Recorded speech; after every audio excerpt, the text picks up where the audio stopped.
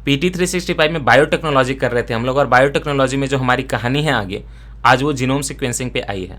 जब हम genome sequencing करेंगे तो सबसे पहले तो हमें ये समझना होगा कि जीनोम सीक्वेंसिंग क्या होती है, और फिर उससे रिलेटेड सारे एस्पेक्ट कवर करने होंगे। एक तो ये होगा कि इसके एप्लीकेशंस क्या हो सकते हैं, यूपीएससी का फेवरेट है एप्लीकेशन पूछना, तो एक ओवरऑल व्यू लेना पड़ेगा एप्लीकेशन क्या होते हैं। और ज़्यादा मज़ेदार चीज़ ये है कि इसके प्रोजेक्ट्स, अगर बात करें वर्ल्ड के लेवल पे, वर्ल्ड लेवल पे, ग्लोबल लेवल पे, तो सबसे पहले हमें ह्यूमन जीनोम प्रोजेक्ट देखना है, जो कि एक प्रोजेक्ट कंप्लीट हो चुका है। लेकिन इसके जो आगे की एक और प्रोजेक्ट निकली है वो है अर्थ बायोजीनोम प्रोजेक्ट। अर्थ बायोजीनोम प्रोजेक्ट पढ़ेंगे, और साथ ही साथ चूंकि अर्थ बायोजीनोम प्रोजेक्ट में इंडिया ने भी कंट्रीब्यूट करना शुरू किया है, उसके लिए इंडिया का जो प्रोग्राम है IIBES है, that means Indian initiative on earth biogenome sequencing. ये वाला अर्थ बायोजीनोम है, उसमें इंडिया ने पार्टिसिपेट किया, तो इंडिया ने अपना नाम रखा अर्थ बायोजीनोम सिक्वेंसिंग इंडियन इनिशिएटिव। तो वो दोनों को कनेक्ट करके पढ़ेंगे। फिर एक न्यूज़ आई है कोविड के दौरान रिलेटेड आई थी कि जो CSIR है उसने डेवलप किया next generation sequencing machine, NGS machine. इस NGS मशीन का काम क्या होता है कि ये डिटेक्ट करेगी SARS-CoV-2 नोवेल कोरोना वायरस को बहुत जल्दी, RT-PCR टेस्ट से भी बहुत जल्दी। तो इसको इंक्लूड कर लेंगे टॉपिक में, ये भी क्योंकि उनके सिक्वेंसिंग से रिलेटेड है। देन जब हम इंडिया का अलग से कुछ प्रोग्राम देखेंगे apart from earth biogenome sequencing, तो हमें देखना होगा कि ये जीनोम इंडिया प्रोजेक्ट क्या है। और जीनोम इंडिया प्रोजेक्ट को सक्सेसफुल बनाने से पहले एक और प्रोजेक्ट किया जा रहा है, इंडीजेन प्रोग्राम, तो उसको भी देखना होगा। फिर एक डायरेक्टली रिलेटेड तो नहीं बट थोड़ा सा रिलेटेड है, इसे मानव ह्यूमन एटलस इनिशिएटिव, इसको देखना है। साथ ही साथ लास्ट में CSIR एक और एक्टिविटी करके आ रही है CSIR, और उसका नाम है genome mapping in Indian ocean. Genome mapping in Indian ocean, तो सारी मैपिंग तो चल ही रही है, अब जीनोम की भी जो पूरी मैपिंग कर दी जाए इंडियन ओशन में, ये प्रोजेक्ट भी देखेंगे। तो ये सारे प्रोजेक्ट हमें देखने, चलिए लेक्चर की शुरुआत करते हैं। सबसे पहले समझते हैं कि ये जीनोम सीक्वेंसिंग होता क्या है। जीनोम सीक्वेंसिंग को समझने से पहले सबसे पहले हमें जीनोम को समझना पड़ेगा। अच्छा, और एक बात कि ये जीनोम सीक्वेंसिंग और मैपिंग ऑलमोस्ट सिमिलर चीज़ें होती है, ऑलमोस्ट।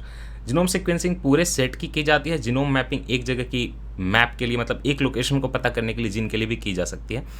सबसे पहले जीनोम सीक्वेंसिंग को समझे तो हमें यह समझना होगा कि जीनोम क्या होता है। अब आपको पता है कि किसी भी ऑर्गेनिज्म में ढेर सारे DNA होगा, बहुत लंबा होगा। आपने DNA के स्ट्रक्चर देखी है ना, DNA कहाँ पे होता है, DNA जो होता है, DNA से जो क्रोमोजोम बनेगा लंबा लंबा, फिर क्रोमोजोम की पैकेजिंग होगी डिफरेंट लेवल पे, और वो भी सारे सेल में, उसमें भी सेक्स क्रोमोजोम अलग से, सोमैटिक क्रोमोजोम अलग से, तो इतना कुछ कॉम्प्लिकेटेड जो पूरा स्ट्रक्चर है। अंत में सबके जो स्मॉलेस्ट मॉलिक्यूल वहाँ पे न्यूक्लियोटाइड है, वो तो आपका DNA है। तो आप एक काम करिए, किसी भी ऑर्गेनिज्म का क्या करिए, आप कंप्लीट सेट ऑफ DNA ले लीजिए,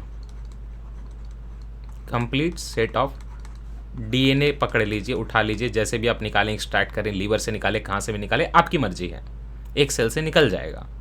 तो आप कह सकते हैं कि किसी भी ऑर्गेनिज्म के ऑल क्रोमोजोम्स को ले लें, ये भी तरीका सही है, ऑल क्रोमोजोम्स को ले लें।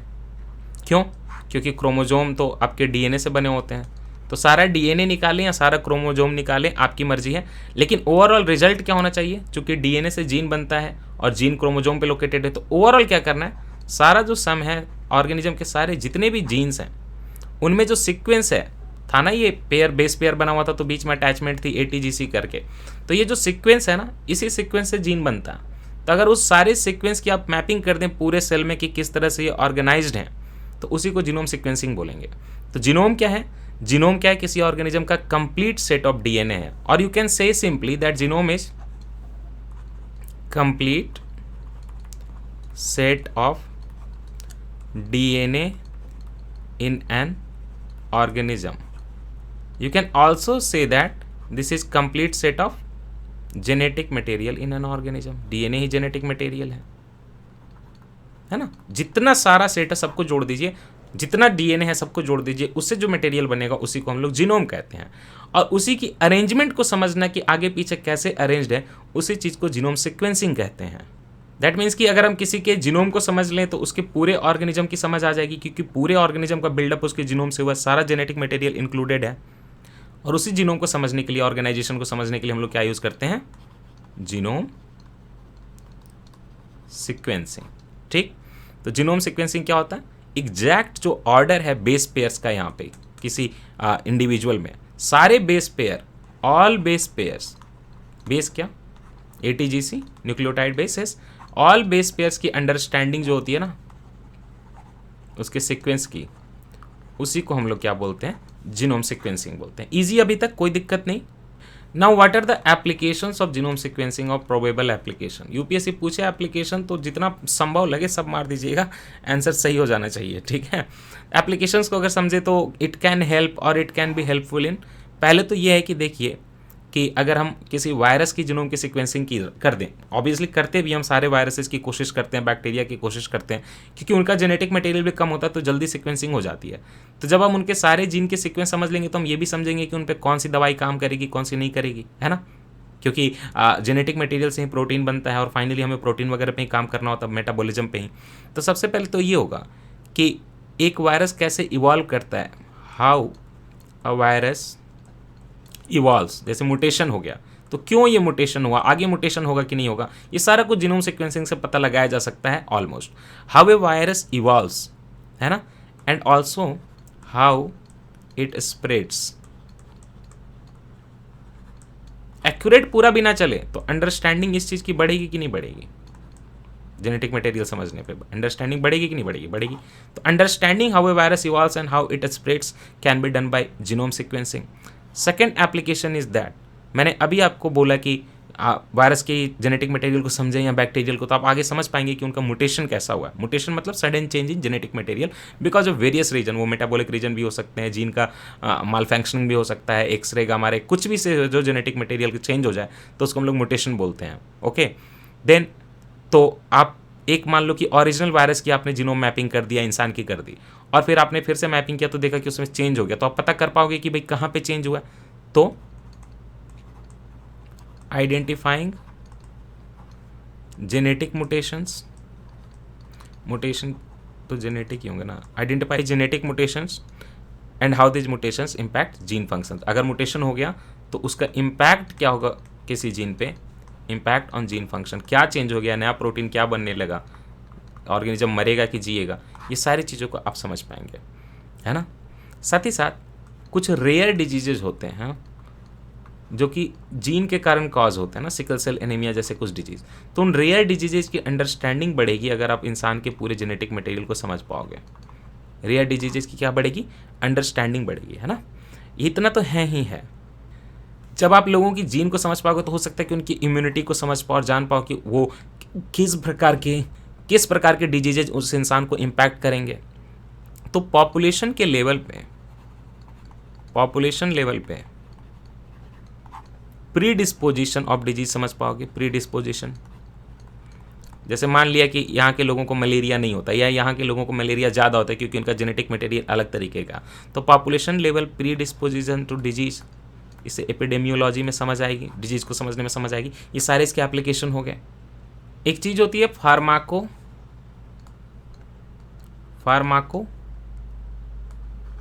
जेनेटिक्स, इसमें भी मदद देगा। इसमें क्या है, फार्मा क्या होता है, दवाई होती है, और लोगों का जेनेटिक्स। अब हर इंसान को एक जैसी दवाई सूट नहीं करती, आप ये जानते हैं, और कभी कभी इस चीज़ की अंडरस्टैंडिंग हमें जेनेटिक मटेरियल से भी मिल सकती है, ह्यूमन जीनोम की सीक्वेंसिंग से। तो इससे हम क्या कर सकते हैं, एडवर्स एलर्जी वगैरह अवॉइड कर सकते हैं, एडवर्स रिएक्शन ऑफ ड्रग्स, पहले से ही पता चल जाए कि कोई ड्रग्स से इसको जो है इंसान को दिक्कत होने लगे, उसके जीन में ऐसी चीज़ें हैं, तो ये चीज़ें हम जो है अवॉइड कर सकते हैं। इसीलिए तो जो है मेडिसिन की टेस्टिंग वगैरह की जाती है ना, लोगों को समझ पाए कि उन पे कैसा मेडिसिन इंपैक्ट करेगा। ये सारे इसके एप्लीकेशन हैं। कई बार कई बीमारियों के लोग कैरियर होते हैं, जैसे सिकल सेल एनीमिया है नहीं खुद को बट कैरियर है, लेकिन जेनेटिक मटेरियल देख लिया तो कैरियर जान गए तो ये कम से कम पता करेंगे कि भाई कैरियर के शादी ना हो, क्योंकि उससे मैरिज होगा तो फिर जो बच्चा पैदा होगा उसके बहुत चांसेस हैं जेनेटिक मटेरियल में उसमें भी डिफेक्ट होगा, और नहीं भी हो तो कम से कम स्क्रीनिंग कर पाएँ तो शुरुआत में इलाज कर पाएंगे, तो करियर की स्क्रीनिंग कर पाएंगे इससे। ये इस तरह के सारे इसके एप्लीकेशन हैं। 1980s में यूएस में ये डिमांड उठी, या यूएस के रिसर्चर्स का या पब्लिक पॉलिसी मेकर्स का ये मानना था कि अगर हम एंटायर ह्यूमन जीनोम की सीक्वेंसिंग कर दें तो हमें ये समझ में आएगा कि भाई ह्यूमन का फाइनली जीनोम जो है उसका स्ट्रक्चर क्या है, उसमें कितने जीन्स हैं, है ना, कैसे सीक्वेंस्ड हैं। तो इससे हम समझ पाएंगे कि लोगों को कौन सी बीमारियां हो सकती हैं, लोगों में क्या डाइवर्सिटी है, ये सारी चीज़ें समझ में आएंगी। तो इसके लिए यूएस में 1980s में बात उठी, और काफ़ी दिनों बाद 1990 में वहाँ पे एक प्रोजेक्ट शुरू हुआ। वहाँ पे जो कोऑर्डिनेशन हुई, ये ऑब्वियसली ये पूरा जो प्रोजेक्ट है कहीं ना कहीं यूएसए ने मेनली फंड किया था। यूएसए की एक स्टेट की तरफ से, पब्लिक की है, national institutes of health, last में प्लूरल है, नेशनल इंस्टीट्यूट्स ऑफ हेल्थ, ये यूएसए का है। और साथ ही साथ यूएसए का डिपार्टमेंट ऑफ एनर्जी, इन्होंने शुरुआत किया, इन्होंने कोऑर्डिनेट किया, इन्होंने फंड किया पूरे वर्ल्ड लेवल पे ह्यूमन जीनोम प्रोजेक्ट की। 1990 में शुरू हुआ था, 2003 में कंप्लीट हुआ। हालांकि इसके बीच में पूरा सीक्वेंसिंग नहीं हुई थी। देखिए जेनेटिक मटेरियल की अगर बात करें क्रोमोजोम पे, तो दो एरियाज होते हैं, एक होता है यू क्रोमैटिन या ट्रू क्रोमैटिन, और एक होता है हेटेरोक्रोमैटिन। एरियाज हैं। आप अभी के लिए इतना समझें कि जो हेटेरोक्रोमैटिन होता है वो काफ़ी डेंस होता है, रेपिटेटिव होता है, तो उसकी सीक्वेंसिंग करना डिफिकल्ट होता है ना, डिफिकल्ट। और जो यू क्रोमैटिन होता है उसकी सीक्वेंसिंग करना होता है ईजी। तो ये पहले बहुत आराम से कंप्लीट हो गया यू क्रोमैटिन वाला पार्ट। इस पार्ट में बहुत देर लगी, इसीलिए इस प्रोजेक्ट को पूरे आप देखें तो लंबा टाइम लग गया। 1990 से शुरू हुआ तो 2003 में इसको कंप्लीट बोला गया, लेकिन इसकी सीक्वेंसिंग फाइनली होते होते 2021 में जाके उन्होंने बोला है कि अब जाके जो है कंप्लीट हो गया हमारा ये। ऐसी हालत है। अभी भी ह्यूमन क्रोमोजोम में जो ये वाई क्रोमोजोम होता है, जो मेल का सेक्स क्रोमोजोम होता है, इसकी अभी भी सीक्वेंसिंग चल रही है। हालांकि ये लोग पूरा कर लेंगे, तो अभी ये कंडीशन है, लेकिन आप इसको कंप्लीट माने 2003 में कंप्लीट हो गया। इसमें इंडिया ने पार्टिसिपेट नहीं किया था। इसमें डीएनए सीक्वेंसिंग करनी थी एंटायर ह्यूमन जीनोम की। डिपार्टमेंट ऑफ एनर्जी और नेशनल इंस्टीट्यूट्स ऑफ हेल्थ ने यहाँ पे फंडिंग की यूएसए के, लेकिन कई कंट्रीज़ को उन्होंने फंड किया ये रिसर्च करने के लिए, उसमें इंडिया नहीं थी। मेनली जो ये काम चला यूएसए में तो चला ही ऑब्वियसली। यूएसए के अलावा यूनाइटेड किंगडम में चला, जापान है दोस्त, वहाँ पे चला ये काम, साथ ही साथ फ्रांस और जर्मनी में चला, और साथ ही साथ ये देखिए ये कंट्री जो चाइना है, इसने भी साथ दिया, इसने भी अपने लैब खोले और वहाँ पे भी फंडिंग हुई, वहाँ भी रिसर्च चला। लेकिन इसकी जब मैपिंग की जाएगी तो बहुत ऐसा हो जाएगा कि ये ऑलमोस्ट अर्बन एरिया पे फोकस रहेगा। अच्छा एक बात आपको समझ में आ रही है, ह्यूमन जीनोम प्रोजेक्ट में पूरे दुनिया के पॉपुलेशन की नहीं कर दी जाएगी, इसमें भी कुछ सैंपल लिया जाएगा। तो आप जो देखेंगे फाइनली जो जीनोम निकलेगा, ना वो एक इंसान का होगा, ना वो करोड़ों इंसान का होगा, वो कुछ लोगों का एक आप कह सकते हैं कि मोज़ाइक टाइप का बनेगा, है ना। जैसे होता है ना 4-5 चेहरे मिला दे तो एक नया चेहरा बन जाता है, उसी तरह से ह्यूमन जीनोम प्रोजेक्ट में कुछ लोगों की पॉपुलेशन को यूज़ किया गया।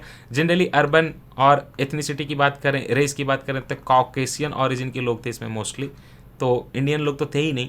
तो ऐसे करके मोज़ाइक लेवल का एक मिक्सचर करके जो है इन्होंने यहाँ पे जीनोम प्रोजेक्ट में बनाया, सीक्वेंसिंग कर दी, और यहाँ पे जो है ये चीज़ें कंप्लीट हुई।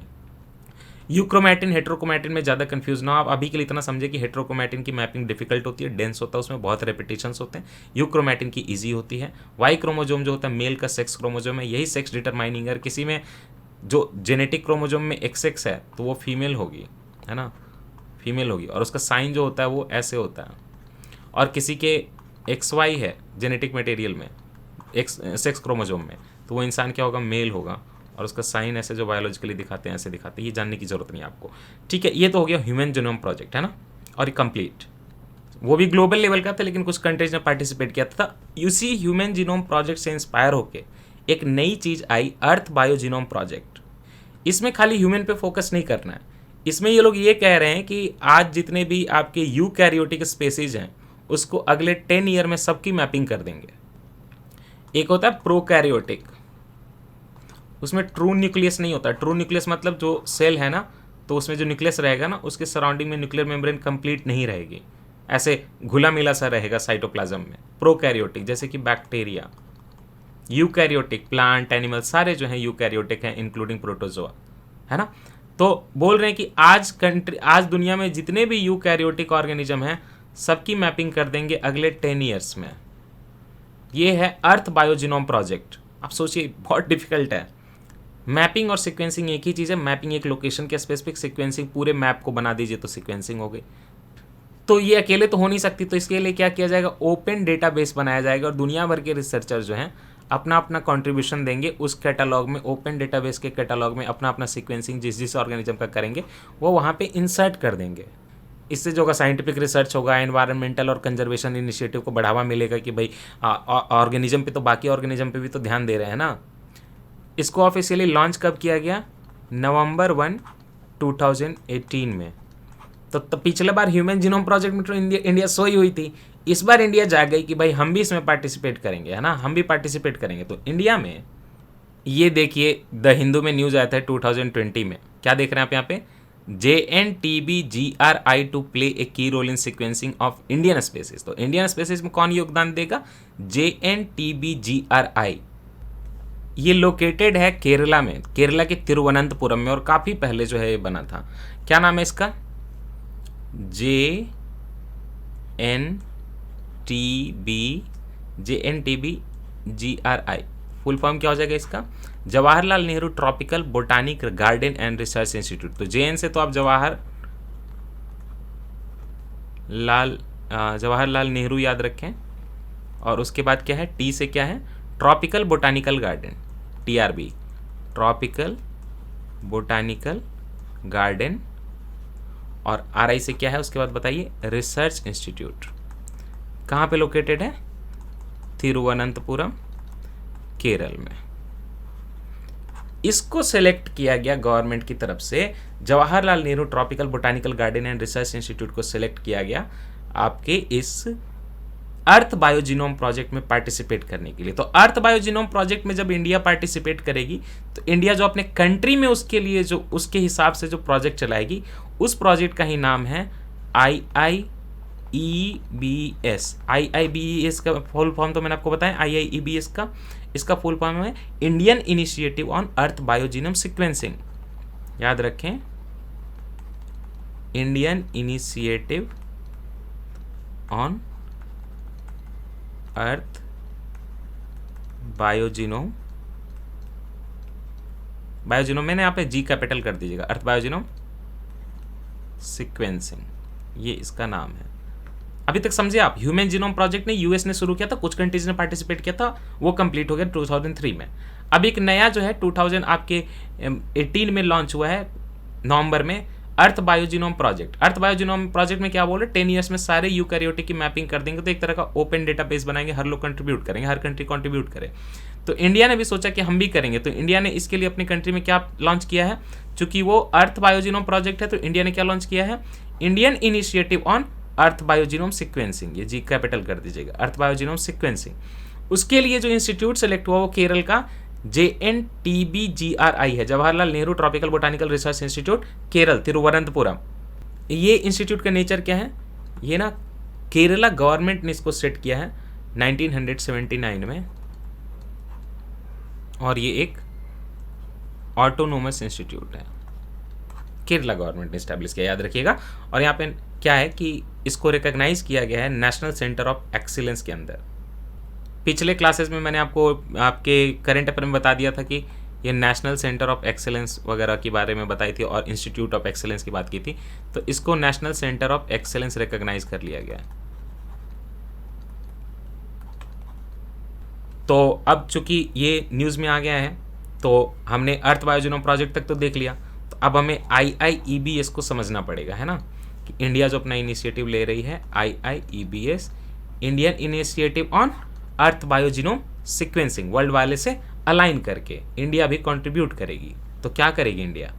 मैंने बोला कि सारे यूकैरियोटिक की मैपिंग करनी है, तो इंडिया ने अपने सिर पे जिम्मेदारी ले ली, और कभी कभी जिम्मेदारी ज़्यादा ले लेते तो हैंडल नहीं होता, जैसे हमारा हाल है कि ये भी करेंगे वो भी करेंगे, है ना, ये भी पूरा करेंगे, सारी चीज़ों को पूरा करेंगे, मना क्यों करें भाई, कैसे मना करते हैं? तो IIEBS यूकैरियोटिक, ओके। तो यूकैरियोटिक है मतलब कि इंडिया में जितने भी प्लांट्स होंगे और जितने भी एनिमल्स होंगे उनके जीनोम की सीक्वेंसिंग की जाएगी, जितने भी प्लांट होंगे उनके एनिमल और होंगे उनके जीनोम की सीक्वेंसिंग की जाएगी इंडियन वाले प्रोजेक्ट में, इजी। और किसका है ओवरऑल पार्ट? ये अर्थ बायोजीनोम प्रोजेक्ट का ही पार्ट है। तो आप ब्रैकेट में यहाँ भी ये भी लिख सकते हैं कि ओवरऑल पार्ट किसका है? ये अर्थ बायोजीनोम प्रोजेक्ट का। वहाँ पे प्रोजेक्ट बोलते हैं हम लोग, अर्थ बायोजीनोम सीक्वेंसिंग बोलते हैं, इंडियन इनिशिएटिव। बोल रहे हैं कि अपना जो है IIEBS उसको हम लोग, बाहर वाला तो चलेगा 10 साल में, हम लोग इसको कंप्लीट कर लेंगे 5 साल में, 5 ईयर्स, और इसके लिए 440 करोड़ का जो है खर्च लगेंगे। मैं फालतू नहीं बोल रहा, PT 365 से बोल रहा हूँ, पिछले साल का है ये। अच्छा, एक बात और है कि ये खाली उसके लिए नहीं, आपकी कंट्री को भी बहुत फ़ायदा करेगा। जैसे ही आप एनिमल और प्लांट की जीनोमिक सीक्वेंसिंग करेंगे तो आप सोचिए कितना कुछ समझ पाएंगे अपने डाइवर्सिटी के बारे में, तो प्रोटेक्ट कर पाएंगे, कंजर्व कर पाएंगे, उसी हिसाब से जो है आप क्लाइमेट के हिसाब से जो है एग्रीकल्चर कर पाएंगे, बहुत कुछ हो पाएगा, है ना। मान लीजिए कि एरिड प्लांट का जीन पता चल गया, तो उस एरिड प्लांट का जिस जीन से जिस एरिड कंडीशन में वो रह पाता है या अल्कलाइन सलाइन वातावरण में रह पाता है, आप वो जीन निकाल लीजिए और वहाँ डाल दीजिए कि जो प्लांट उसको सह नहीं पाते, तो कितना फ़ायदा है ना। तो आप समझिए कि जितने भी इकोनॉमिकली इंपॉर्टेंट स्पेसीज हो गए या इकोलॉजिकली इंपॉर्टेंट स्पेसीज हो गए, उन सबको आप क्या कर पाओगे, उन सबको आप भाई सीधे सीधे कलेक्शन और प्रिजर्वेशन कर पाओगे उनके जीन्स का, उनके स्पेसीज का, क्योंकि जीन समझ लिया तो सब कुछ समझ लिया, तो उनका कलेक्शन प्रिजर्वेशन होगा, स्पेसीज का और स्पेसीज के जीन्स का भी। एक बार अगर इनके सारे स्पेसीज को समझ लोगे तो कल को आपकी कंट्री की किसी स्पेसीज की बायोपायरेसी नहीं होगी। बायोपायरेसी कैसे हो सकता है? जेनेटिक इन्फॉर्मेशन की मदद से। देखिए मान लीजिए कि आपके किसी पार्टिकुलर प्लांट की, मान लीजिए कि आपका है यहाँ पे रेड सैंडल है, रेड सैंडर्स है ना, रेड सैंडर्स, रक्त चंदन, आपको पता है कितना महंगा है। मान लीजिए कि उसकी पूरी जीनोम की सीक्वेंसिंग किसी और ने कर ली, रिसर्चर ने, और वो उस पर क्लेम कर दिया कि हमारी कंट्री का है, और फिर उस पर जो है प्लांट पैदा कर रहे हैं, इकोनॉमिक बेनिफिट हो रहा है, और आपके यहाँ तो हो नहीं रहा, आपने रोक लगा रखी है इसके एक्सप्लोइटेशन पे। तो ये एक तरह की बायोपायरेसी हुई ना, आपके लिविंग ऑर्गेनिज्म की कहीं और से जो है पायरेट कॉपी करके जो है जेनेटिक मटेरियल लगा गया। लेकिन अगर आप पूरा सीक्वेंसिंग कर लोगे तो आप क्लेम कर सकते हो कि तो हमारे कंट्री का है, फिर बायोपायरेसी रोक सकते हो, तो helpful in stopping the biopiracy. और दूसरा कोई कंट्री लेगा तो कॉम्पनसेट करेगा कि भाई इंडिया से आया हुआ है, क्योंकि जेनेटिक कोड तो इंडिया का है, ये किसी प्लांट स्पेसिस का। ओवरऑल जो अर्थ बायोजीनोम प्रोजेक्ट है ना, ऐसे उसकी बात करें तो उसमें रिसर्चर्स वगैरह हैं और फंडिंग उसकी ग्लोबल ऑर्गेनाइजेशन मिलजुल के कर रहे हैं, और ये ओवरऑल एम उसका भी यही है कि बायोडाइवर्सिटी और सस्टेनेबल ह्यूमन डेवलपमेंट, ये दोनों चीज़ें करानी है ना। और अगर आप जानना चाहें कि अर्थ बायोजीनोम प्रोजेक्ट कहाँ पे लॉन्च हुआ था, तो ये अर्थ बायोजीनोम प्रोजेक्ट जो है वो लंदन में लॉन्च हुआ था 2018 में, नवंबर में ऑफिशियली। अगर ओवरऑल टारगेट समझे तो 1.5 मिलियन नोन एनिमल पर प्लांट, प्रोटोजोआ और फंगल स्पीसीज को मैप किया जाएगा, जो कि यूकैरियोटिक है। तो यूकैरियोटिक में क्या आता है? प्रोटोजोआ आते हैं, फंजाई आते हैं, एल्गी आते हैं, प्लांट आते हैं और एनिमल आते हैं। प्रोकैरियोट में बैक्टीरिया आता है, जिसमें कि ट्रू न्यूक्लियस नहीं होता और सेल ऑर्गेनल्स जो होते हैं ऑर्गेनाइज रहते हैं, नहीं रहते हैं यूकैरियोटिक की तरह। ह्यूमन जीनोम प्रोजेक्ट में कितने साल लगे? 13 साल लगे। अब इसमें कितना बोल रहे हैं? 10 ईयर्स लगेंगे। तो अभी तक आपने जीनोम सीक्वेंसिंग से रिलेटेड 3 प्रोजेक्ट पढ़ लिए, राइट। एक ह्यूमन जीनोम प्रोजेक्ट पढ़ा, दूसरा फिर अर्थ वाला पढ़ा जो कि वो भी ग्लोबल है, और फिर उसमें इंडिया जो अपना कॉन्ट्रीब्यूशन दे रहा है अर्थ बायोजीनोम सीक्वेंसिंग प्रोजेक्ट, ये आपने पढ़ लिए। 3 पढ़ लिए, अब 2 और पढ़िए। इन सारी चीज़ों की ह्यूमन जीनोम प्रोजेक्ट से, खास करके ह्यूमन जीनोम प्रोजेक्ट से जो है इंडियन गवर्नमेंट बहुत इंस्पायर हो गई। तो इंडियन गवर्नमेंट, अब मैंने आपको ministry of science and technology पूरा पढ़ा दिया, तो नाउ यू नो कि ministry of science and technology में डीबीटी है, डिपार्टमेंट ऑफ बायोटेक्नोलॉजी। तो department of biotechnology India inspire हो गया, इतना इंस्पायर हो गया इंडिया का, सॉरी, इतना इंस्पायर हो गया डिपार्टमेंट ऑफ बायोटेक्नोलॉजी इंडिया का, कि उन्होंने अपना कंट्री के लिए एक अलग से ही प्रोजेक्ट लॉन्च कर दिया। उसका नाम दिया इन्होंने genome India project, genome India project, ये हमारी कंट्री के लिए। लेकिन यहीं पे फ़र्क आ जाएगा जीनोमिक सीक्वेंसिंग में और जीनोमिक मैपिंग में। ये जो जीनोम इंडिया प्रोजेक्ट है वो कंप्लीट सीक्वेंसिंग नहीं है, जीनोम इंडिया प्रोजेक्ट में मैपिंग करनी है ना, मैपिंग करनी है। यहीं पे फ़र्क पड़िए फिर से एक बार, जीनोम सीक्वेंसिंग का फ़र्क समझिए और जीनोम मैपिंग का समझिए। मैपिंग में आप क्या करते हैं बताइए? मैपिंग में जब आप पढ़ते हैं यूपीएससी के लिए तो क्या पढ़ते हैं? सारे लोकेशन पढ़ते हैं? नहीं, जो न्यूज़ में आया रहता है या जियोग्राफिकली इंपॉर्टेंट है, कल्चरली इंपॉर्टेंट है, वो पढ़ते हैं, यही फ़र्क है। जीनोम सीक्वेंसिंग में आप क्या करते हैं? जीनोम सीक्वेंसिंग में हर डीएनए में जो न्यूक्लियोटाइड का बेस पेयर का जो सीक्वेंस है, एंटायर डीएनए, उसमें जो सीक्वेंस है न्यूक्लियोटाइड का या बेस पेयर का जो सीक्वेंस है, उसको आप आइडेंटिफाई करते हैं ना। और जीनोमिक मैपिंग में आप क्या करते हैं कि जो लैंडमार्क हैं डीएनए में, जो इंपॉर्टेंट है आपको दिख रहे हैं लैंडमार्क्स ऑफ डीएनए, उनकी लोकेशन जो है बताते हैं, है ना, कहाँ पे कैसे सिचुएटेड है, उनको आइडेंटिफाई करते हैं, सीरीज ऑफ लैंडमार्क। ये होता है जीनोम मैपिंग। तो जीनोम इंडिया प्रोजेक्ट जो है वो जीनोम मैपिंग है। इसको लॉन्च किया डिपार्टमेंट ऑफ बायोटेक्नोलॉजी ने, ministry of science and technology ने, और कब लॉन्च किया? जनवरी 2020 में लॉन्च किया। इसमें इंडिया के ऑलमोस्ट 20 लीडिंग इंस्टीट्यूट्स हैं, है ना, आईआईएससी बैंगलोर है, कुछ आईआईटीज़ वगैरह हैं, सारे मिलके ये काम करेंगे।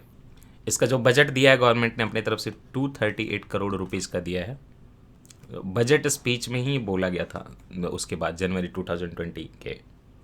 इसमें जो नोडल बनेंगे ऑर्गेनाइजेशन, नोडल इंस्टीट्यूट, वो दो होंगे। एक तो आपका जो Indian institute of science Bangalore है, IISc बैंगलोर, वो रहेगा नोडल में, और साथ ही साथ एक और जो नोडल इंस्टीट्यूशन होगा वो होगा centre for brain research.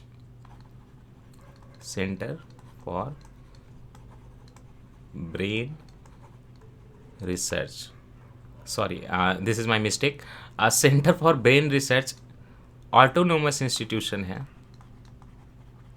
Autonomous institution है IISc बैंगलोर के अंदर। तो यही है, IISc बैंगलोर ही नोडल इंस्टीट्यूट है, उसी के अंदर सेंटर फॉर ब्रेन रिसर्च जो है बैंगलोर में, वो इसका नोडल इंस्टीट्यूट है। तो इसके लिए कितने लोगों को लेना है, यहाँ पे 10,000 लोगों को जो है उनकी जीनोम की मैपिंग करनी है। और ये भी बात हो रही थी कि जो एंटायर ह्यूमन जीनोम प्रोजेक्ट है उसमें इंडियन पॉपुलेशन वगैरह थी ही नहीं, अर्बन पॉपुलेशन थी बस। तो हम तो अपने कंट्री का देंगे पूरा, हर जगह के लोगों का देखेंगे, हमारी कंट्री में ऑलरेडी डाइवर्सिटी इतनी ज़्यादा है। तो 10,000 सैंपल्स यहाँ पे जो है जेनेटिक सैंपल लिए जाएंगे लोगों के। अब यहीं से जो है दूसरा प्रोजेक्ट निकलेगा। एक तो आपने देख लिया human India, genome India project जनवरी 2020 में। अब इसी के पहले थोड़ा और काम करना था, तो उसके लिए एक प्रिकर्सर इनिशिएटिव आया कि पहले ये कर लेते हैं, फिर हम लोग जीनोम इंडिया प्रोजेक्ट में जंप करेंगे। जो प्रिकर्सर स्कीम आई, जो प्रोजेक्ट आया, उसको बोलेंगे इंडीजेन। इंडीजेन का मतलब क्या है यहाँ पे, Indian genome sequencing project, Indian genome, और ये सिक्वेंसिंग का है ना। आगे जाके जीनोम इंडिया मैपिंग करनी है, उसके पहले इंडियन जीनोम सिक्वेंसिंग प्रोजेक्ट कर रहे हैं। इसमें इन्होंने कितने लोगों को लिया था, बड़ा लकी सा नंबर लिया था, 1008 जो है यहाँ पे इंडियंस को पकड़ा इन्होंने। यहाँ पे 1008 इंडियंस का डाइवर्स एथनिसिटीज से लिए और उनके जीनोम की सिक्वेंसिंग की। इसके लिए इनको 6 महीने लगे थे, ये कंक्लूड भी हो चुका है। होल जीनोम सिक्वेंस किया है यहाँ पे उन्होंने, इससे पहले कि मैपिंग में कूदे, होल जीनोम सिक्वेंसिंग अच्छे से कर लेते हैं कुछ लोगों की। तो 1008 लोगों के लिए यहाँ पे है ना। और ये किसका प्रिकर्सर है, इंडीजन प्रोजेक्ट जो है ना, इंडियन जीनोम सिक्वेंसिंग, वो प्रिकर्सर है जीनोम इंडिया प्रोजेक्ट का, जो कि एक बड़ा प्रोजेक्ट है। तो इसको कौन मतलब कर रहा था, है ना, इसको कौन चला रहा था, इंडीजन को। इसमें तो चलिए IISc centre for brain research चलेगा, इसको चला रहा था CSIR, council for scientific and industrial research. Council for scientific and industrial research CSIR जो है 1942 में ही बन गया था ऑटोनोमस इंस्टीट्यूशन। ये आपके मतलब बताइए, कंट्री की बहुत बड़ी रिसर्च इंस्टीट्यूशन है। ये भी ministry of science and technology के अंदर ही आती है। इसके फाउंडर थे शांति स्वरूप भटनागर और एक आरकॉट रामास्वामी मुडलियार। आप शांति स्वरूप भटनागर तो जानती हैं, साइंस में प्राइज़ दिया जाता है ना उन्हीं के नाम पे। Ministry of science and technologies की फंडिंग करती है, लेकिन ऐसे ये सोसाइटीज रजिस्ट्रेशन एक्ट जो 1860 का है उसके अंदर रजिस्टर्ड है। शांति स्वरूप भटनागर के बारे में जानते हैं आप, कोलोवाइड केमिस्ट थे शांति स्वरूप भटनागर। कोलोवाइडल मटेरियल में जो है इनकी स्टडी बहुत ज़्यादा है। फर्स्ट डायरेक्टर जनरल बने थे ये council for scientific and industrial research के। Father of research laboratories in India बोला जाता है ना। UGC के जो फर्स्ट चेयरमैन बने थे वो भी शांति स्वरूप भटनागर ही बने थे। 100 रुपये का इनके लिए एक अलग से डाक टिकट भी जो इंडियन गवर्नमेंट ने छपवाया था 1994 में।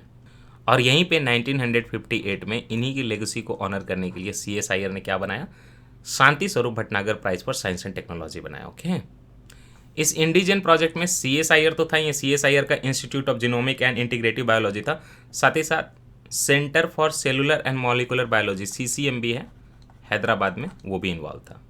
और ये आपको इसलिए पढ़ना है क्योंकि PT 365 का जो अभी आया था एडिशन, उसमें बोला कि इंडीजन प्रोजेक्ट जो कि CSIR ने चलाया था CCMB वगैरह के साथ मिलके, इंडीजन प्रोजेक्ट का जो रिजल्ट है वो फाइनली पब्लिश कर दिया गया है।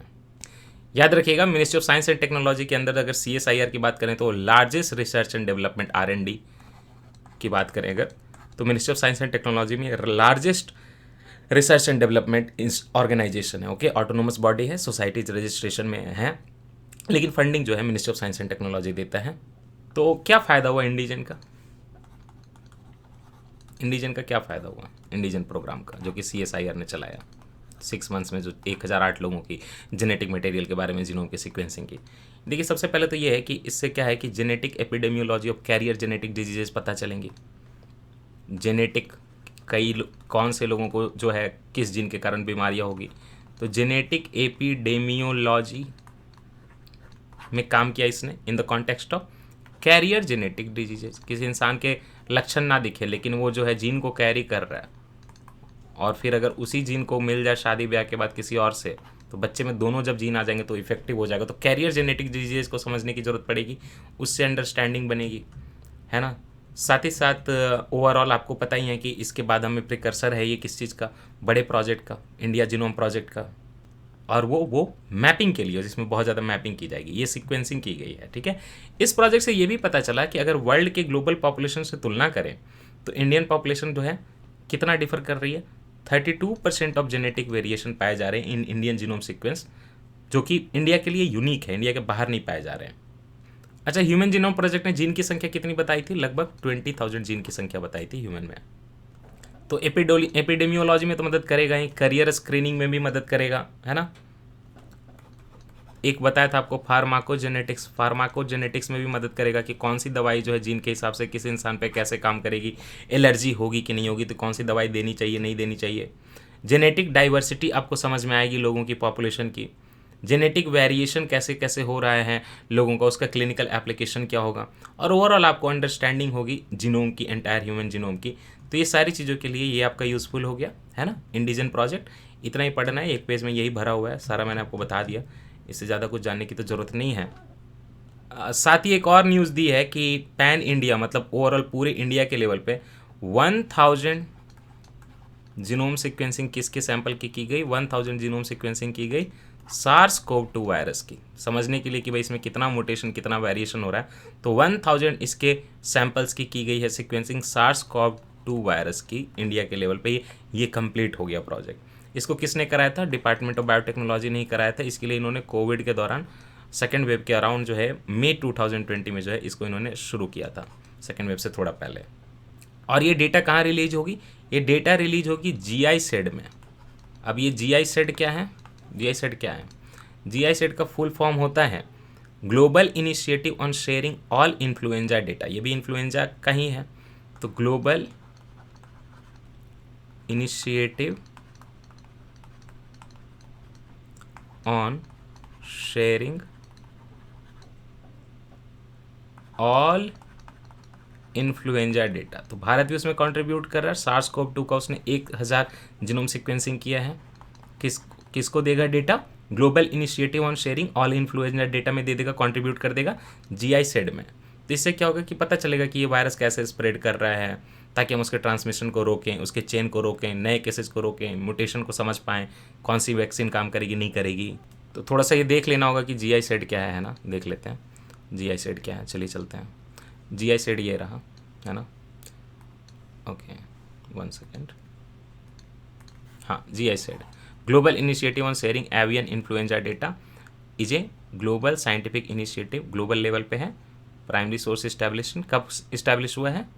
2008, है ना, 13 साल पहले ही इस्टेब्लिश हो गया था। तो ओवरऑल ये इन्फ्लुएंजा पे काम कर रहा था, एवियन इन्फ्लुएंजा पे, बट अब इसमें कोविड वाला भी डाल रहे हैं हम लोग। Provides open access to genomic data of influenza viruses and the corona virus responsible for कोविड-19 पैंडेमिक। आ गया ना, कोरोना वायरस और इन्फ्लुएंजा वायरस, सब वायरस सबका डेटा डाल रहे हैं। तो इंडिया ने भी अपना डेटा डाला। कैसे डाला? इंडिया ने 1000 जो है कोरोना वायरस की सीक्वेंसिंग की।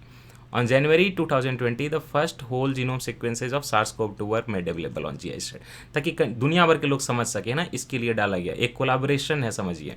इसका हेडक्वार्टर है म्यूनिक जर्मनी में। और अगर बात करें कि ये कैसा ऑर्गेनाइजेशन है, तो इंटर गवर्नमेंटल क्या नहीं, ये एक NGO टाइप का है, नॉन प्रॉफिट ऑर्गेनाइजेशन है, जिसमें कि पब्लिक प्राइवेट पार्टिसिपेशन है। तो ये आपके लिए इंपॉर्टेंट हो जाता है ना।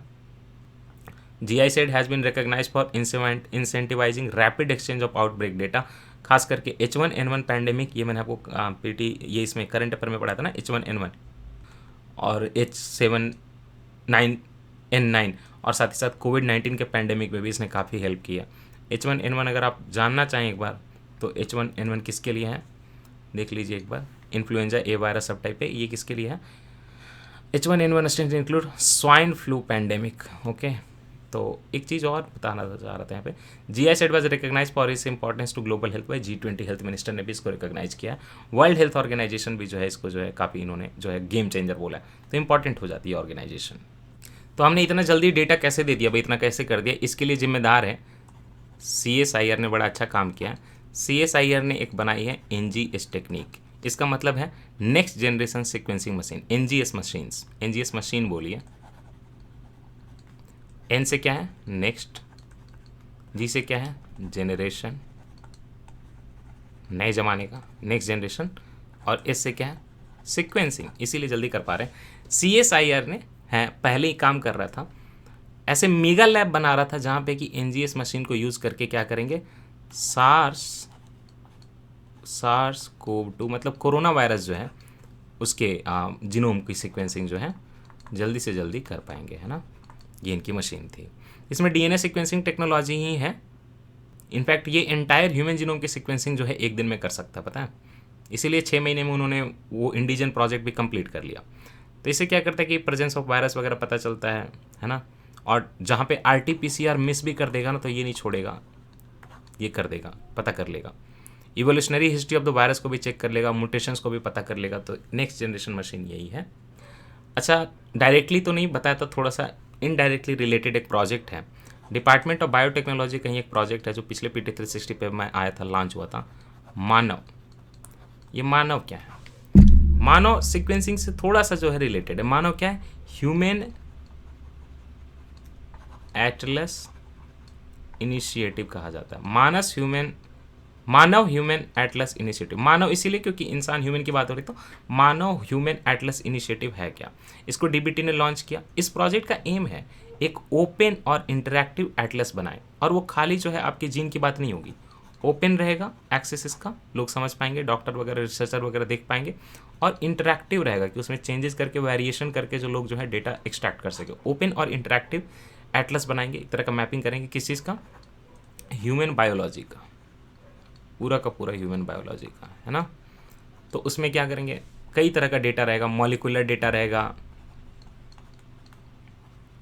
सेलुलर डेटा रहेगा, राइट, टिश्यू लेवल का डेटा रहेगा, इनफैक्ट ऑर्गेनिज्मिक लेवल का डेटा रहेगा, ऑर्गेनिज्म के लेवल का सारा डेटा इसमें रहेगा, है ना। साइंटिफिक और लिटरेचर पब्लिकेशन डेटाबेस जहाँ जहाँ से आएगा वहाँ पे करेंगे। इसके लिए कोई सीक्वेंसिंग नहीं करने जा रहे।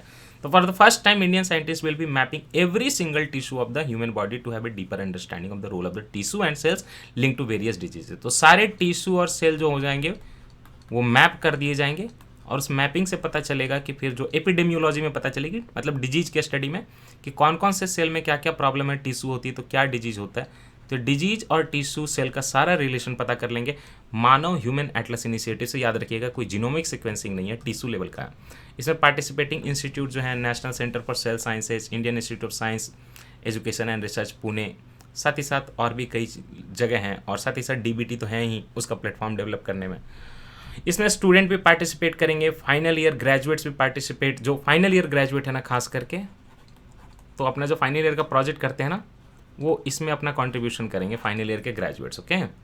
और खास करके ये बात है कि कोई इंसान का मान लीजिए कि साइंस में बैकग्राउंड नहीं है ना, लेकिन फिर भी अगर वो साइंटिफिक रिसर्च में एक्टिवली पार्टिसिपेट कर रहा है, या ये कहें कि मतलब साइंटिफिक रिसर्च कर रहा है ना, लेकिन एक्टिवली नहीं कर रहा है, लेकिन मान लीजिए कि साइंस में बैकग्राउंड है, तो फिर साइंस में बैकग्राउंड एक्टिवली नहीं कर रहा तो वो भी आके यहाँ पे पार्टिसिपेट कर सकता है। तो पूरा फिजियोलॉजिकल मॉलिक्यूलर मैपिंग हो जाएगा, तो उससे जो है ड्रग डिस्कवरी में भी मदद मिलेगी, समझ लेने के बाद कि कैसा कैसा टिश्यू सेल होता है इंसान का, है ना। कस्टम मेडिसिन होगा, कस्टम मतलब कस्टमाइज्ड मेडिसिन डिलीवर कर पाएंगे लोगों को ज़रूरत के हिसाब से। तो आप सोच रहे हैं ना, इससे एंटीबैक्टीरियल रेजिस्टेंस वगैरह कम होगा। स्टूडेंट की स्किल डेवलपमेंट भी होगी, ये भी तो है, स्किलिंग हो जाएगी स्टूडेंट की, फ्यूचर रिसर्च के रास्ते खुलेंगे।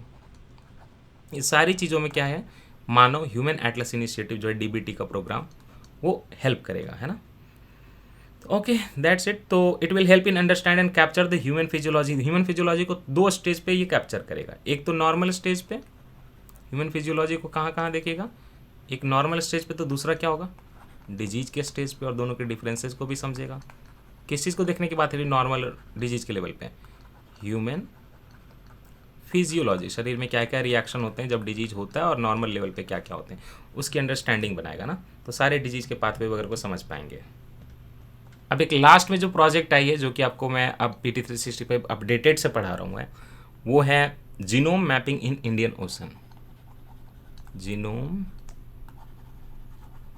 मैपिंग इन इंडियन ओशन, या ओशन के लेवल पर चलेगा, सबका मैपिंग कर देंगे, आपका पकड़ पकड़ के मैपिंग कर देंगे। जीनोम मैपिंग इन बिहारी मगध रीजन। खैर, genome mapping in Indian ocean क्या है? मैंने आपको बोला ना, CSIR एक बहुत बड़ी चीज़ है। तो CSIR का ही एक इंस्टीट्यूट है, उसका नाम है CSIR, national institute of oceanography, national institute of oceanography. CSIR का क्या है? नेशनल इंस्टीट्यूट ऑफ ओशनोग्राफी, अलग अलग नहीं है, CSIR का ही ये लैब है, नेशनल इंस्टीट्यूट ऑफ ओशनोग्राफी। और इन्होंने ही बोला है to conduct genome and proteome mapping. क्या करेंगे? जीनोम मैपिंग करेंगे, सीक्वेंसिंग नहीं है, ओके, जीनोम मैपिंग करेंगे, सीक्वेंसिंग आसान नहीं है इतना। और साथ ही साथ क्या करेंगे? प्रोटियोम मैपिंग करेंगे। अब ये नई चीज़ क्या है भाई? प्रोटियोम मैपिंग, ये क्या है? ये प्रोटियोम क्या होते हैं? माइक्रो न्यूट्रिएंट्स होते हैं, माइक्रो न्यूट्रिएंट्स, ओके। तो जीनोम की मैपिंग करेंगे और साथ ही साथ प्रोटियोम की मैपिंग करेंगे। प्रोटियोम क्या? माइक्रो न्यूट्रिएंट्स होते हैं ऑर्गेनिज्म के बॉडी में। लेकिन ये किसकी करनी है? सारे ऑर्गेनिज्म की तो नहीं कर सकते हैं। तो जो सिंगल सेल्ड ऑर्गेनिज्म है ना, उनमें करेंगे तो काम आसान हो जाएगा। सिंगल सेल्ड ऑर्गेनिज्म छोटे छोटे, उनके शरीर में जो अंदर एक सेल के अंदर जो माइक्रो न्यूट्रिएंट होते हैं उसको प्रोटियोम बोलते हैं, उनकी मैपिंग कर लेंगे और जेनेटिक मटेरियल को देख लेंगे तो जीनोम मैपिंग कर लेंगे। और ये सारे सिंगल सेल्ड ऑर्गेनिज्म कहाँ पे प्रेजेंट जो होंगे? जो कि इंडियन ओशन में प्रेजेंट होंगे। तो आप समझ लीजिए कि इंडियन ओशन में जाएंगे और सारे सिंगल सेल्ड स्पेसीज को पकड़ेंगे और उनके प्रोटियोम की मैपिंग करेंगे, जीनोम की करेंगे। जीनोम तो नॉर्मल जेनेटिक मटेरियल है ना, और साथ ही साथ प्रोटियोम, वो क्या होता है? उनकी बॉडी में, मतलब एक ही सेल है तो एक ही सेल, वो बॉडी क्या ही हुई? टिश्यू बनाई नहीं, उसके माइक्रो न्यूट्रिएंट्स को समझेंगे, वही प्रोटियोम कहलाता है। इस चक्कर में इनका एम क्या है? क्यों करना चाह रहे हैं ये? एम ये है, ये सारे की जब मैपिंग करेंगे तो एम ये है, तो इससे पूरा का पूरा मैपिंग करने के बाद जब उनके माइक्रो न्यूट्रिएंट को देखेंगे तो पानी में है, तो उस पानी का जो वाटर है जो उसके अराउंड है तो उसकी सैम्पलिंग हो जाएगी। तो क्या एम है? टू सैंपल वाटर, है ना, वाटर की सैम्पलिंग हो गई ना, क्योंकि आप उसके अंदर के माइक्रो न्यूट्रिएंट और जेनेटिक मटेरियल को देख रहा हूँ, तो कहीं ना कहीं एनवायरमेंट का प्रभाव रहेगा, खास करके प्रोटियोम का। तो प्रोटियोम पे तो पड़ेगा ना प्रभाव, जो उसके अंदर जो माइक्रो न्यूट्रिएंट है। मान लीजिए वाटर के में कोई केमिकल है तो वही तो उसके अंदर माइक्रो न्यूट्रिएंट जाएगा ना, बनेगा उसी से। तो वाटर की सैम्पलिंग होगी आपके इंडियन ओशन में, किस क्वालिटी का वाटर, उसमें कौन तरह के मटेरियल, किस तरह का एलिमेंट पाया जाता है, हैवी मेटल है कि नहीं है। टू सैंपल वाटर, एम 2 लगा दीजिए यहाँ पे, आसान हो जाएगा। टू सैंपल वाटर, साथ ही साथ वाटर है तो भाई वहाँ पे सेडिमेंट्स भी तो जाते हैं। कौन सा प्लास्टिक डाल रहे हो आप कि उसके अंदर ऐसा प्रोटियोम बन रहा है, तो सेडिमेंट्स की समझ में आएगी।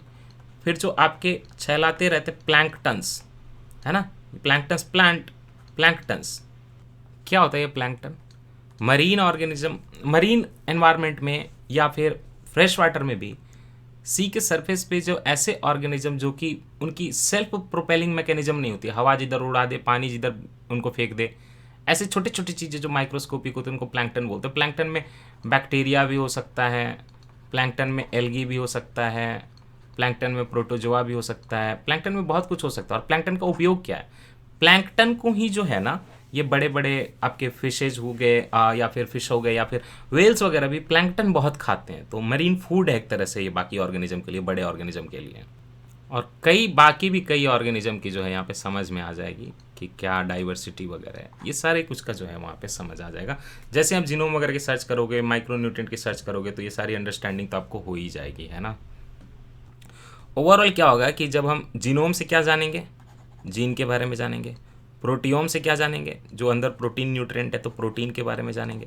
तो जो मरीन ऑर्गेनिज्म की जीन और प्रोटीन के बारे में पता चलेगा, खास करके प्लैंकटन वगैरह के बारे में, क्योंकि हम लोग जो है वन सेल वाले पे फोकस कर रहे हैं। तो जैसे ही ये सारा कुछ पता चलेगा जीन के और प्रोटीन के बारे में ओशन में, तो cellular level of operation of organism, जो ओशन के जो ऑर्गेनिज्म हैं उनका सेलुलर लेवल पे जो भी मेटाबॉलिज्म है, जो ऑपरेशन चल रहे बॉडी पे, बॉडी के अंदर, वो सारा कुछ समझ में आ जाएगा। साथ ही साथ जो है जेनेटिक डाइवर्सिटी ऑफ ऑर्गेनिज्म पता चलेगी, माइक्रो न्यूट्रिएंट के बारे में पता चलेगा। और उनके अंदर कोई ट्रेस मेटल है मान लीजिए, तो ट्रेस मेटल बॉडी में है तो प्रोटियोम को पढ़ा तो उससे पता कर लिया, है ना। जेनेटिक डाइवर्सिटी देख ली कि हमारे मरीन जेनेटिक डाइवर्सिटी कितनी है, क्योंकि ये भी तो डाइवर्सिटी का पार्ट है। छोटा है तो क्या हम तो इनको कितना इग्नोर कर सकते हैं, क्योंकि पूरे वर्ल्ड की क्लाइमेट वगैरह इन पर डिपेंड करती है थोड़ी बहुत, है ना। और इसके लिए साइंटिस्ट क्या यूज़ करेंगे, नेक्स्ट जनरेशन सीक्वेंसिंग यूज़ करेंगे ना। नेक्स्ट जनरेशन सीक्वेंसिंग मशीन किसने बनाई, वो आपके CSIR ने बनाई। तो मैसिव पैरेलल सीक्वेंसिंग की जाती है एक ही बार में ढेर सारे DNA फ्रेगमेंट्स की। और साथ ही साथ नेक्स्ट जनरेशन सीक्वेंसिंग तो यूज़ करेंगे। एक और है, देखिए नेक्स्ट जनरेशन सीक्वेंसिंग, और इसको काट रहा हूँ, जो नेक्स्ट जनरेशन सीक्वेंसिंग जब भी बात आएगी ना, नेक्स्ट जनरेशन सीक्वेंसिंग, तो एक बार में एक काम नहीं होगा। जैसे पैरेलल बैटरीज होते हैं ना, तो पैरेलल ढेर सारी जो होती है ना, पैरेलल मैसिव लेवल पे, या कहें कि मैसिव पहले लगा दीजिए, मैसिव ढेर सारी पैरेलल लेवल पे सीक्वेंसिंग चलती रहती है कि लेट ना हो, है ना। आप जैसे मल्टीटास्किंग करते हैं ना, उस तरह का समझ लीजिए DNA फ्रेगमेंट की। और साथ ही साथ नॉर्मल वाले भी यूज़ करेंगे। तो नॉर्मल वाली जो उसको बोलते हैं Sanger sequencing technique. Sanger sequencing technique में ऑब्वियस है कि नॉर्मल है तो क्या करेंगे, 1 DNA फ्रेगमेंट एट 1 टाइम। तो दोनों चला दे तो और अच्छा रहेगा, 1 DNA fragment at a time. और मल्टीपल यूज करें मैसिवली तो क्या बोलेंगे, नेक्स्ट जनरेशन सीक्वेंसिंग। तो दोनों को यूज करेंगे और जेनेटिक इन्फॉर्मेशन जो है छोटे छोटे ऑर्गेनिज्म से निकालेंगे। Currently only a small fraction of the species in deep sea and polar oceans have been identify. आज तक देखिए तो पूरी दुनिया में भी डीप सी और पोलर ओशन पे बहुत कम आइडेंटिफिकेशन हुआ है। लेकिन अगर इनकी डाइवर्सिटी देखें तो इनकी जो है बहुत ज़्यादा डाइवर्सिटी है ना। बट प्रॉब्लम क्या है, डिफ़िकल्ट टू रिकॉर्ड है, बहुत कठिन है, डिफ़िकल्ट टू रिकॉर्ड। लैंड पे तो आसान होता है काम। सिग्निफिकेंस क्या है प्रोजेक्ट का, जो कमर्शियल बायोटेक्नोलॉजी का एप्लीकेशन भी हो सकता है। जैसे कि कई एंटी कैंसर का ट्रीटमेंट जो है हम इन जीनोम में पा सकते हैं, में भी एंटी कैंसर, है ना, ट्रीटमेंट्स।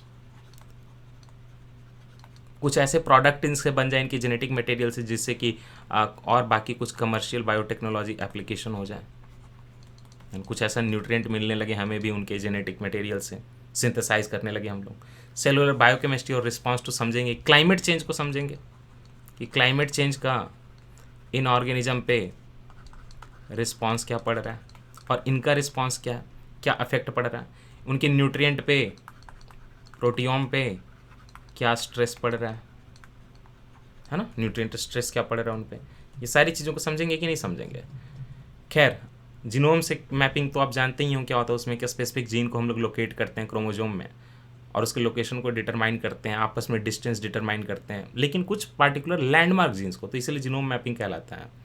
बाकी पूरे की सीक्वेंसिंग कर दे बेस की तो वो हो जाएगा जीनोम सीक्वेंसिंग।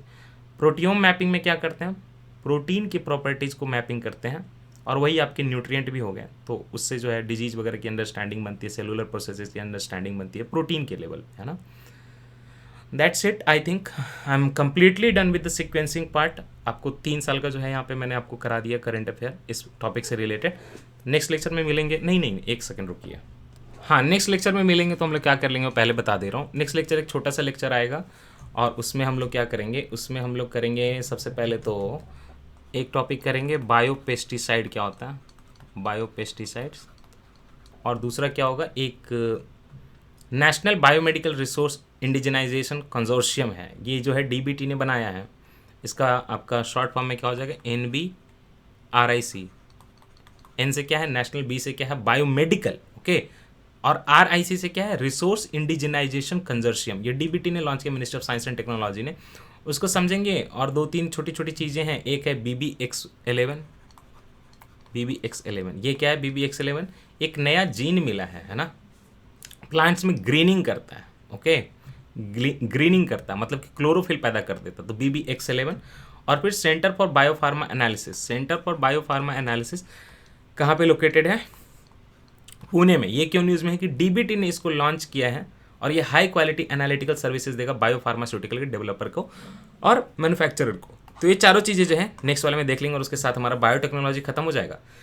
जब बायोटेक्नोलॉजी खत्म होगा तो फिर हम लोग नेक्स्ट सेक्शन करेंगे, वो होगा नैनो टेक्नोलॉजी। बायोटेक भी बहुत इंपॉर्टेंट था, नैनो टेक्नोलॉजी भी सिमिलरली इंपॉर्टेंट है। Thank you so much, take care, tata bye bye, है ना। ओके, बाकी अगर आपको कॉरिडोर के कुछ चीज़ें ज्वाइन करनी है तो ज्वाइन कर सकते हैं। अगर आप प्रीलिम्स दे रहे हैं, आपको फोकस पढ़ाई करनी है, नंबर ऑफ आवर्स बढ़ाने हैं बाकी सारे लोगों के साथ मिलके, तो आप 100 रुपीज़ का, और उसमें हम अब मंथली पेमेंट नहीं ले रहे, 50 दिन बचाओ चाहे जितना भी हो, तो आप 100 दीजिए और प्रीलिम्स तक रहिए। वो आपका कॉरिडोर का वर्चुअल लाइब्रेरी है। अगर आप 2022 का अटेम्प्ट दे रहे हैं तो ऑलरेडी हमारे यहाँ पे एडमिशन काफ़ी अच्छे खासे हो चुके हैं, 120 के करीब होने जा रहे हैं। तो वो है हमारा कॉरिडोर का कॉम्प्रिहेंसिव प्रोग्राम, 1 साल की कंप्लीट कोचिंग GS की, और अलग लेवल की यहाँ पे टीचिंग दी जाती है। Nobody can compare it with anyone.